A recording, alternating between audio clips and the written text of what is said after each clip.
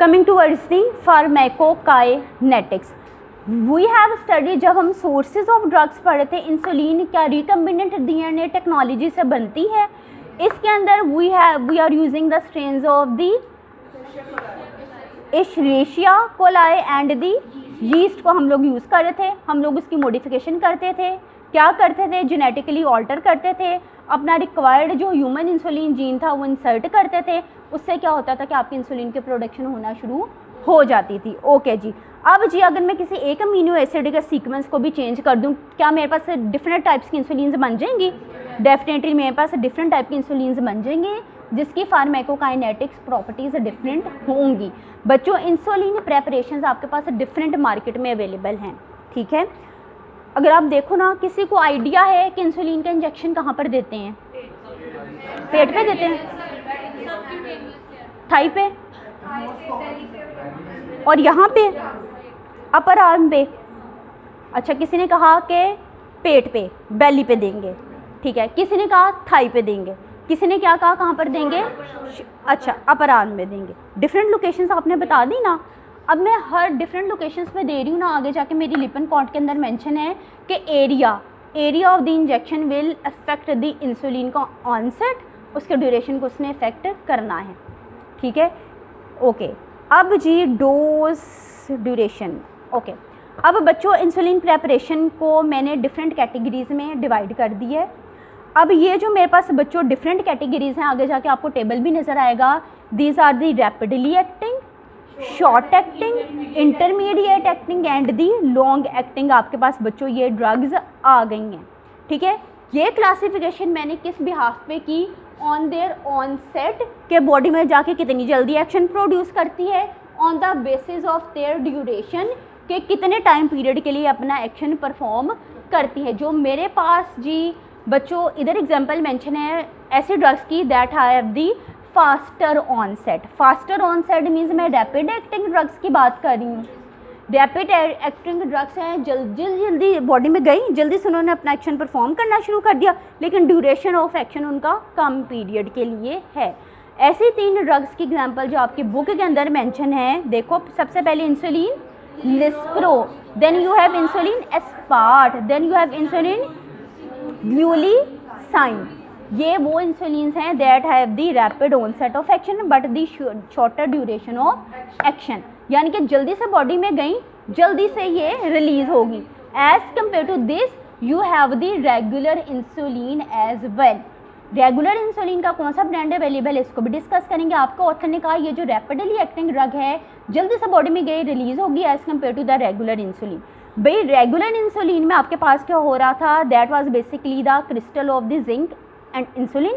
Zinc insulin crystal थे जो कि एक क्लियर फ्लूइड के अंदर डिजॉल्व थे.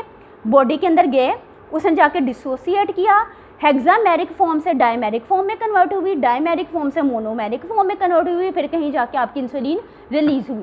जबकि ऐसा कोई चक्कर आपके पास रैपिड ऑनसेट इंसुलिन्स के अंदर नहीं है. ये एग्रीगेट नहीं बनाती या कॉम्प्लेक्सेस नहीं बनाती. नीचे आपके ऑथर ने डिस्कस कर दिया डोज. कितनी डोज होगी उसके मुताबिक ही एक्शन आएगा ना. इंजेक्शन साइट को अभी डिस्कस करते हैं. अभी हमने डिस्कस की blood supply, temperature, physical activity आपके ऑनसेट को, इंसुलिन को ऑनसेट को, ड्यूरेशन को इफेक्ट करेंगी. बच्चों, आपने कहा पेट में इंजेक्शन देते हैं. ठीक है. एब्डोमिनल इंजेक्शन कैसे देते हैं भाई? अभी हम डिस्कस करेंगे कैसे आपने 2 इंचेस का फासला रखे, फिर आपने कैसे अपनी जो स्किन को थोड़ा सा पुल करके आपने कैसे इसको इंजेक्ट करना है. प्रैक्टिकल लैब में इसको देखेंगे. ठीक है. अच्छा बच्चों, एब्डोमिनल एरिया में आ गया. देन आपके कहाँ पर आ गया? अपर आर्म्स में आ गया, लोअर बैक पर और थाइस पे आ गया. भाई सबसे best area is the abdominal area, जहाँ से आपकी जो ड्रग है मोस्ट क्विकली क्या होती है? एब्जॉर्ब हो जाती है. Then you have the upper arm area. Third position आपके पास आ गई थाइज और दी लोअर बैक एरिया. ठीक है. अब जी मेरे पास आपके जी ऑथर ने कहा कि जी हीट, टेम्परेचर भी आपके इंसुलिन के एब्जॉर्प्शन, ऑनसेट और ड्यूरेशन को इफेक्ट करता है. बच्चों, अगर तो बॉडी टेम्परेचर हाई है, ठीक है, वैसे तो मैंने जब स्टोर करना है मैंने कोल्ड प्लेस में स्टोर करना है, लेकिन जब मैं इंजेक्ट करने जा रही हूँ मेरा जो टेम्परेचर है if this is high then my insulin will get readily absorbed. ठीक है. अब storage condition is something different. उसमें क्या है, आपने कोल्ड कूल फ्रिज के अंदर इसको प्लेस करना है. ऐसे कहते हैं ना प्लास्टिक के डब्बे के अंदर बंद करके इंसुलिन को रखो, फ्रीज़ भी नहीं करना, फ्रीज़ करने से भी वो ख़राब हो जाएगी, ठीक है। जब भी यूज़ करना है इंसुलिन, सबसे पहले उसकी एक्सपायरी चेक कर लेनी है, उसका नेम अच्छी तरह से आप लोगों ने देख लेना है भाई उसकी कोई फिज़िकल स्टेट चेंज तो नहीं होगी। ये सारी चीज़ें हम लोग बच्चों लैब के अंदर डिस्कस करेंगे। बच्चों जब टेम्परेचर हाई हुआ ना, मैंने कहा टेम्परेचर हाई हुआ, एब्जॉर्प्शन ज़्यादा होगी, इसमें क्या होगा, ब्लड वेसल्स डायलेट कर जाएंगी। जब ब्लड वेसल्स डायलेट करेंगे तो भी आपके जो प्रोडक्ट है उसकी एब्जॉर्प्शन ज़्यादा होगी। नेक्स्ट आपको टेबल नज़र आ रहा है टाइप्स ऑफ इंसुलिन प्रेपरेशंस का। इसके अंदर you have the 4 categories, rapidly acting, short acting, intermediate acting and the long acting drugs. अभी हमने डिस्कस की हैं रैपिड एक्टिंग ड्रग्स, जिसमें insulin, lispro, aspart and G glulisine. बच्चों इन सब ड्रग्स की अपीयरेंस देखो, that is the clear appearance. अब ऑनसेट के ऊपर देखना, अगर मैं बात करूँ इंसुलिन, लिस्प्रो और एस्पार्ट की, इसको ऑनसेट के कितनी जल्दी अपने एक्शन परफॉर्म करते हैं, that is from 0.2 to 0.3 hours. लेकिन पीक लेवल पे एक्शन इसका कब आएगा, कितने घंटे बाद, 1 to 1.5 आवर्स के बाद आएगा। लेकिन ड्यूरेशन ऑफ एक्शन कितनी देर के लेगा, 3 से 5 घंटे के लिए रहेगा। इसके कंपैरेटिवली जो ग्लूलिसिन है उसका ऑनसेट कब है, ऑलमोस्ट सिमिलरली 0.2 से 0.4 आवर्स में। पीक इसका आएगा 1 से 2 घंटे में इसका पीक लेवल आ जाएगा। ड्यूरेशन भी इसकी सेम है 3 से 5 घंटे के लिए। मैं अगर शॉर्ट एक्टिंग की बात करूँ, that is actually my regular insulin, that is my soluble insulin, जिसे मैंने किसके अंदर, क्लियर सोल्यूशन के अंदर सॉल्युबलाइज किया था ना, अभी थोड़ी देर पहले डिस्कस किया। बच्चों इसकी भी क्लियर अपीयरेंस है।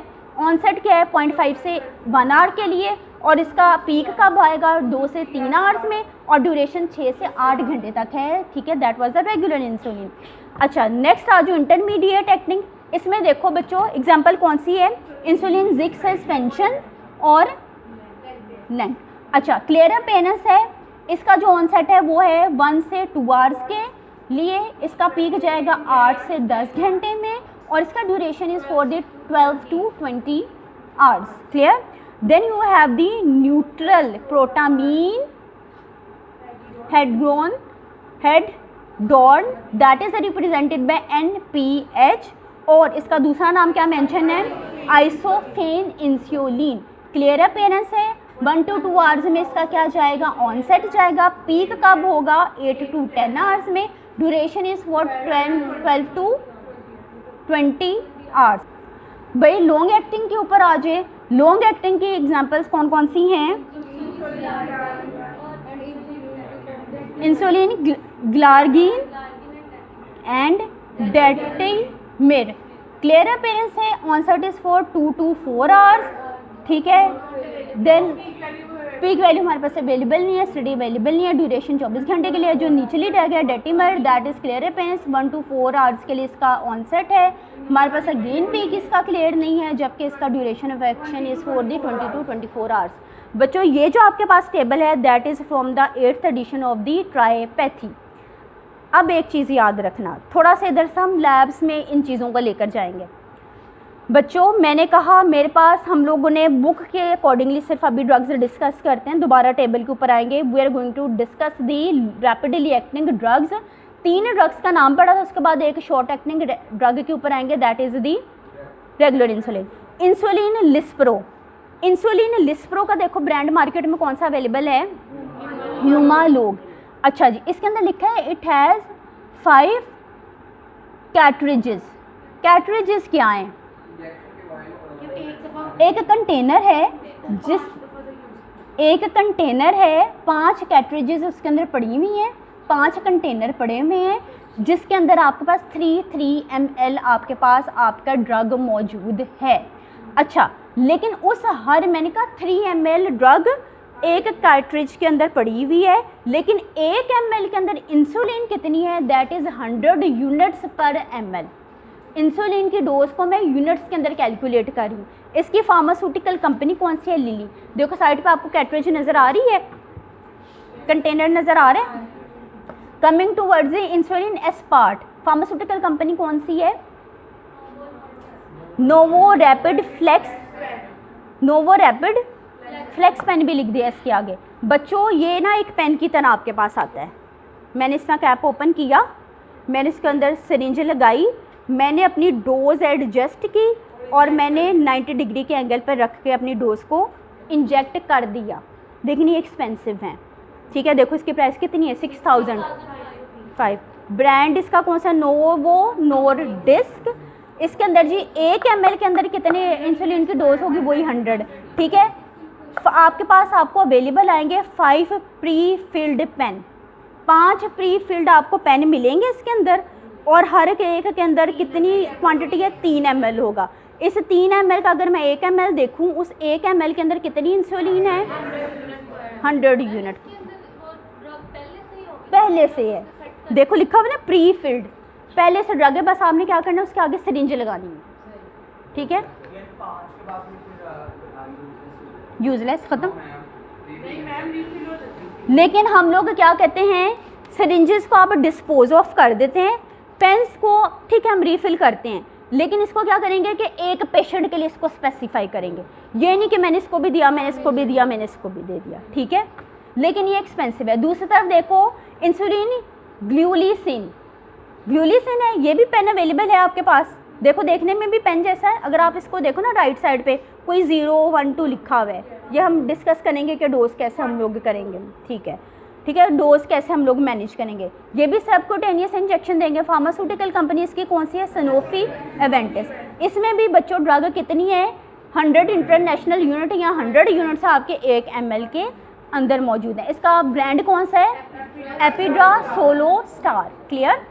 अब जी बात कर लेते हैं रेगुलर इंसुलिन की। रेगुलर इंसुलिन जो आपके पास है, कितना नाम सुना है ना इसका, रेगुलर इंसुलिन बच्चों, इसका ब्रांड कौन सा अवेलेबल है मार्केट में, Humulin R, pharmaceutical companies Lilly. Okay जी। अब ये जी आपके पास कितनी टोटल क्वांटिटी इसके अंदर है, 10 ml।